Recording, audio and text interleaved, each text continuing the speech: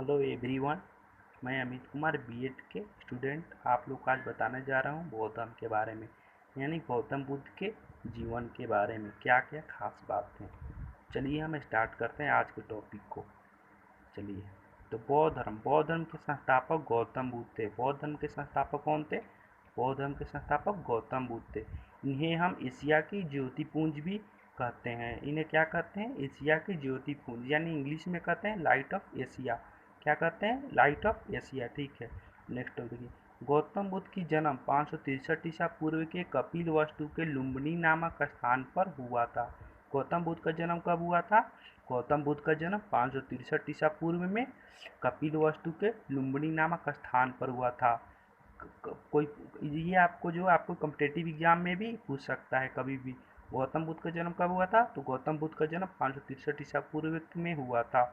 और कहाँ पर हुआ था? तो कपिल वस्तु के लुम्बिनी नामक स्थान पर हुआ था। चलिए, इनके पिता का क्या नाम था? तो इनके पिता का नाम था सुधोधन। इनके पिता का क्या नाम था? सुधोधन था। और इनके माता का क्या नाम था? तो माता का नाम मायावती था, माया देवी था। माता का क्या नाम था? माया देवी था। जैसे ही इनके जन्म हुआ तो 7वें दिन ही माता का मृत्यु हो गया। तो 7 ही दिन के बाद इनका माता का मृत्यु हो गया। और मृत्यु होने के बाद इनका लालन पालन इनकी सौतेली माँ यानी प्रजापति गौतमी ने की थी। कि लालन पालन किसने की? प्रजापति गौतमी ने। इनका बचपन का नाम क्या था? इनका बचपन का नाम सिद्धार्थ था। गौतम बुद्ध का विवाह 16 वर्ष की अवस्था में यशोधरा के साथ हुआ। इनका विवाह कितने वर्ष की अवस्था में हो गया? 16 वर्ष की अवस्था में। और गौतम बुद्ध के बचपन का नाम क्या था? गौतम बुद्ध के बचपन का नाम सिद्धार्थ था। और हम लोग जैन धर्म में पढ़ेंगे तो जैन धर्म में महावीर के पिता का नाम भी सिद्धार्थ था। तो इसमें कंफ्यूजन होने की बात नहीं है। इसमें बात है कि गौतम बौद्ध धर्म के यानी गौतम बुद्ध के बचपन का नाम सिद्धार्थ था। और उनके विवाह कब हुआ? 16 वर्ष की आयु में।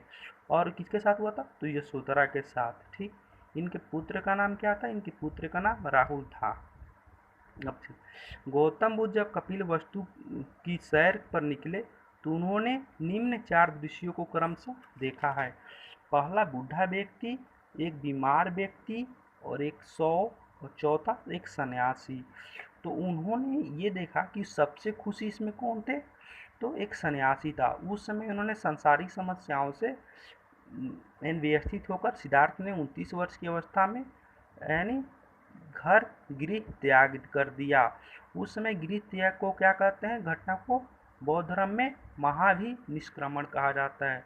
यानी कितनी वर्ष की अवस्था में? 29 वर्ष की अवस्था में गौतम बुद्ध ने घर त्याग 29 वर्ष की अवस्था में उन्होंने गृह त्याग कर दिया। ठीक। गौतम बुद्ध में गृह त्यागने को क्या कहते हैं? महाभिनिष्क्रमण कहा जाता है। गृह त्याग करने के बाद सिद्धार्थ ने वैशाली के अलार कलाम से सांख्य दर्शन की शिक्षा ग्रहण की।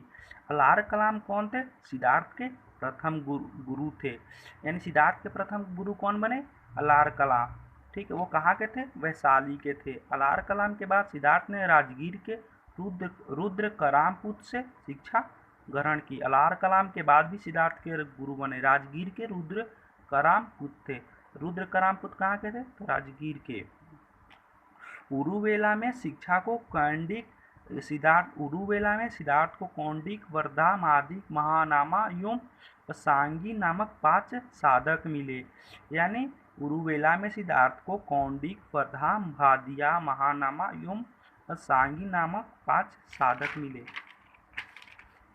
उन्होंने बिना अन्न जल ग्रहण किए 6 वर्ष की कठिन तपस्या के बाद 35 वर्ष की आयु में वैशाखी की पूर्णिमा की रात निरंजना यानी फल्गु नदी के किनारे पीपल के वृक्ष के नीचे सिद्धार्थ को ज्ञान प्राप्ति हुआ।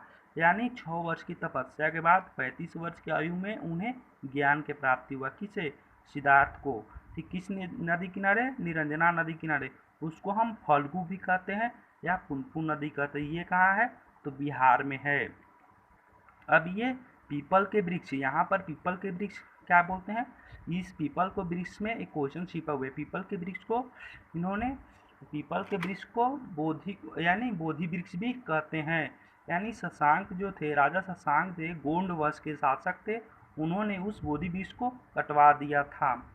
और ज्ञान के प्राप्ति के बाद सिद्धार्थ बुद्ध के नाम से जाने जाते हैं। यानी उस जब उन्होंने 35 वर्ष की अवस्था में उन्हें जब ज्ञान प्राप्त हुआ तो उन्हें हम बुद्ध के नाम से जानने लगे और वह स्थान कहाँ हो गया, बोध तथा बोध गया कहलाने लगा। बुद्ध ने अपना प्रथम उपदेश सारनाथ में दिया, जिसे बौद्ध धर्म ग्रंथों में धर्म चक्र परिवर्तन कहा जा गया है। देखिए, बौद्ध धर्म ने प्रथम उपदेश सारनाथ में दिया, जिसे हम क्या कहते हैं, बौद्ध ग्रंथ में धम्मचक्र परिवर्तन कहा गया है। बौद्ध धर्म ने अपने उपदेश जनसाधारण की भाषा पाली में दिए हैं। बौद्ध धर्म ने कौन सी भाषा में साधारण से उपदेश दिए, पाली भाषा में। बुद्ध ने अपने सर्वाधिक उपदेश कौशल देश की राजधानी श्रीवास्तव में दिए हैं। इसके कुछ अनुयायी शासक भी थे, जैसे बिंबिसार थे, प्रसेनजित थे, उदयनी थे।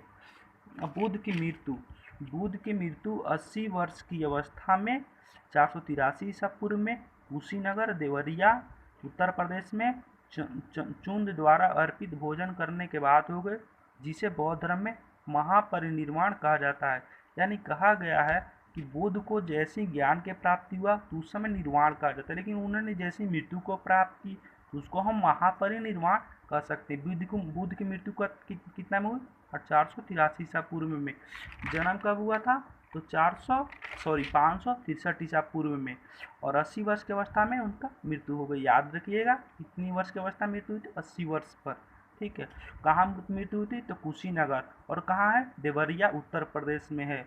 और किसके द्वारा दी गई भोजन का खाकर मरे थे, तो चुंद द्वारा अर्जित भोजन को ग्रहण करने के बाद उन्होंने मृत्यु हो गई। तो बौद्ध धर्म की मृत्यु को क्या कहते हैं, महापरिनिर्वाण कहते हैं। अब इसमें एक और दो अलग से टॉपिक बता रहे हैं आपको कि बुद्ध धर्म के घोड़ा का नाम क्या था। तो बुद्ध धर्म के घोड़ा का नाम था कंथक, और उसके सारथी का क्या नाम था, चन्ना था। चलिए आज का टॉपिक यहीं तक, बस नेक्स्ट क्लास में फिर पढ़ते हैं।